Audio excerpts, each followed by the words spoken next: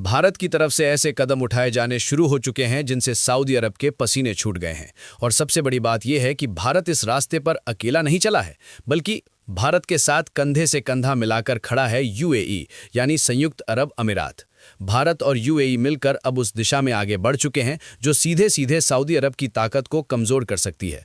दरअसल भारत ने अपनी ऊर्जा जरूरतों को पूरा करने के लिए कच्चे तेल और नेचुरल गैस को लेकर यूएई के साथ एक बड़ा समझौता कर लिया है। इसका सीधा असर सऊदी अरब पर पड़ने वाला है, क्योंकि अभी तक सऊदी भारत का दूसरा सबसे बड़ा क्रूड ऑयल सप्लायर बना हुआ था, लेकिन अब यह स्थिति ज्यादा दिनों तक रहने वाली नहीं है। इतना ही नहीं, भारत और यूएई ने मिलकर कुछ और ऐसी रणनीतिक तैयारियां भी की हैं जिनका असर बहुत जल्द जमीन पर दिखाई देने वाला है। दोस्तों, पश्चिम एशिया की राजनीति में इस वक्त एक बहुत बड़ी हलचल मची हुई है, तो आज के इस वीडियो में हम पूरे मामले को विस्तार से समझेंगे। लेकिन आगे बढ़ने से पहले वीडियो को लाइक जरूर करें और चैनल को सब्सक्राइब करना बिल्कुल ना भूलें। असल में सऊदी अरब चाहता है कि यूएई भी उसी की लाइन पर चले और उसके इशारों पर फैसले करे, लेकिन यूएई उस रास्ते पर जाने को तैयार नहीं है जहां भारत के हितों को जरा सा भी नुकसान पहुंचे, क्योंकि यूएई भारत के साथ अपने इस रिश्तों को और मजबूत करता जा रहा है। जब यूएई ने सऊदी अरब की शर्तों को मानने से साफ इनकार कर दिया, तो इसके बाद मिडल ईस्ट की राजनीति में एक नया खेल शुरू हो गया।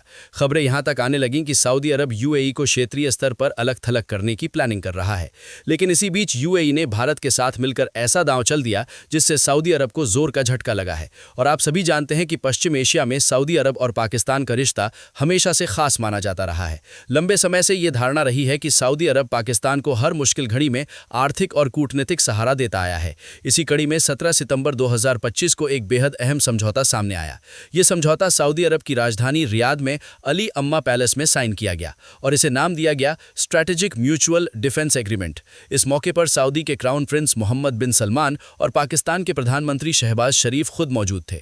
इस समझौते के मुताबिक अगर पाकिस्तान पर किसी बाहरी देश की ओर से हमला होता है तो सऊदी अरब उसकी रक्षा के लिए आगे आएगा। वहीं अगर सऊदी अरब पर हमला होता है तो पाकिस्तान की सेना सऊदी की सुरक्षा की जिम्मेदारी संभालेगी। यानी साफ शब्दों में कहें तो एक देश पर हमला दोनों देशों पर हमला माना जाएगा। अब सवाल ये उठता है कि यह समझौता इतना संवेदनशील क्यों माना जा रहा है और भारत के लिए इसका क्या मतलब निकलता है। दरअसल पाकिस्तान ने इस डील को इस सोच के साथ साइन किया है कि अगर आने वाले समय में भारत और पाकिस्तान के बीच तनाव बढ़ता है तो सऊदी अरब खुलकर पाकिस्तान के समर्थन में खड़ा होगा। वहीं सऊदी अरब की मंशा ये मानी जा रही है कि इस तरह के समझौतों के जरिए भारत पर दबाव बनाया जाए ताकि वो पाकिस्तान के खिलाफ कोई सख्त कदम उठाने से पहले 100 बार सोचे।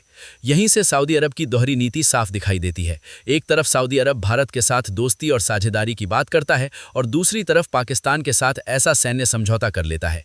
भारत इस पूरे घटनाक्रम को बहुत बारीकी से देख रहा है और यही वजह है कि अब भारत ने अपनी पश्चिम एशिया नीति में बड़ा बदलाव करना शुरू कर दिया है। भारत ने अब सऊदी अरब की जगह संयुक्त अरब अमीरात को ज्यादा प्राथमिकता देनी शुरू कर दी है। अब सवाल यह है कि भारत ने यूएई पर इतना भरोसा क्यों जताया और इसके पीछे असली रणनीति क्या है।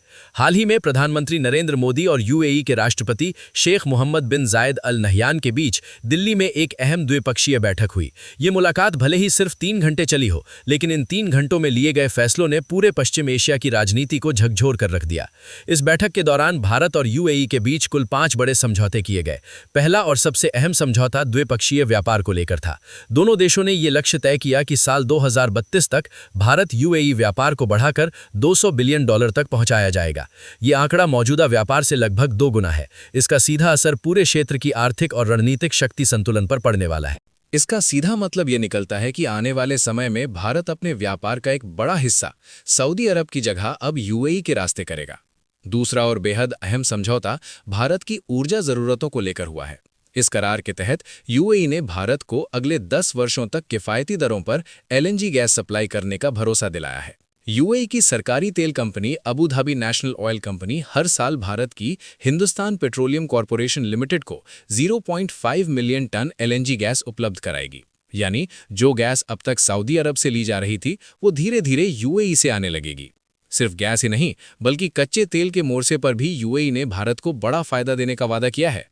मौजूदा समय में सऊदी अरब भारत को कच्चा तेल लगभग $70 प्रति बैरल के आसपास की दर से देता है, जिसे कई जानकार महंगा मानते हैं। वहीं दूसरी ओर यूएई ने भारत को यही कच्चा तेल करीब $65 प्रति बैरल की दर से देने का आश्वासन दिया है।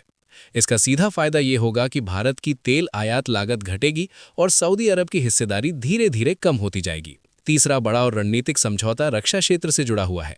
भारत और यूएई ने स्ट्रेटेजिक डिफेंस पार्टनरशिप को लेकर लेटर ऑफ इंटेंट पर हस्ताक्षर किए हैं।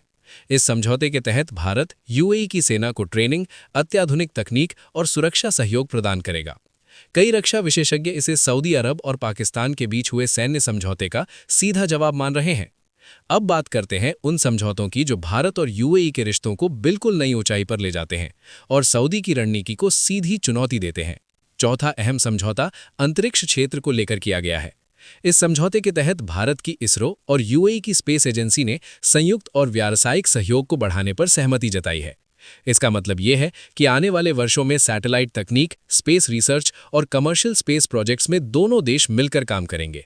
ये करार इसलिए भी बेहद महत्वपूर्ण है क्योंकि यूएई तेजी से अपने स्पेस सेक्टर में निवेश बढ़ा रहा है, जबकि भारत के पास इस क्षेत्र में सस्ता, विश्वसनीय और सफल अनुभव पहले से मौजूद है। ऐसे में भारत को तकनीकी बढ़त मिलेगी और यूएई को एक भरोसेमंद साझेदार। सऊदी अरब इस सेक्टर में फिलहाल यूएई से काफी पीछे है और यही बात उसे रणनीतिक रूप से कमजोर स्थिति में खड़ा कर देती है।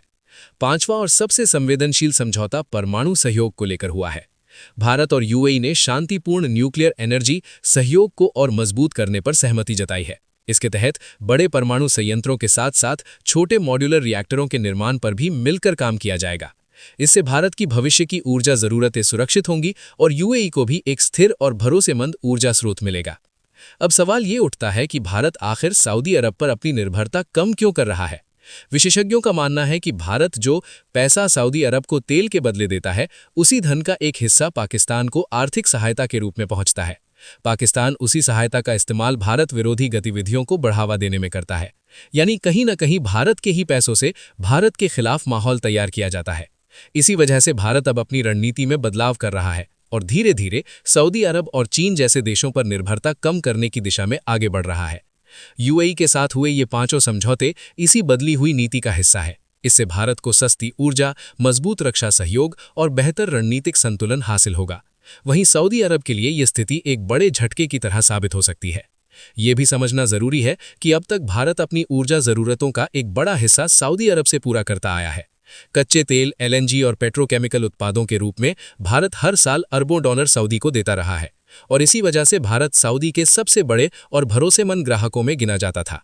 लेकिन जैसे जैसे भारत यूएई और अन्य विकल्पों की ओर बढ़ेगा, वैसे वैसे सऊदी अरब को तेल निर्यात में गिरावट, कीमतों पर दबाव और आय में कमी जैसी समस्याओं का सामना करना पड़ सकता है। अब फैसला आपके हाथ में है। आप भारत की इस बदली हुई नीति को किस नज़र से देखते हैं? क्या आपको लगता है कि यूएई भारत के लिए सऊदी अरब से ज्यादा भरोसेमंद साझेदार साबित हो सकता है? और क्या भारत को पूरी तरह से सऊदी अरब से तेल आयात बंद कर देना चाहिए? अपनी राय कमेंट में जरूर लिखिए और इस वीडियो को लाइक करके अपने दोस्तों तक शेयर करें ताकि उन्हें भी इस अहम जानकारी का पता चल सके। ऐसे ही और नॉलेज से भरपूर वीडियो देखने के लिए चैनल को सब्सक्राइब करें और बेल आइकन को ऑल पर जरूर सेलेक्ट करें। जय श्री राम।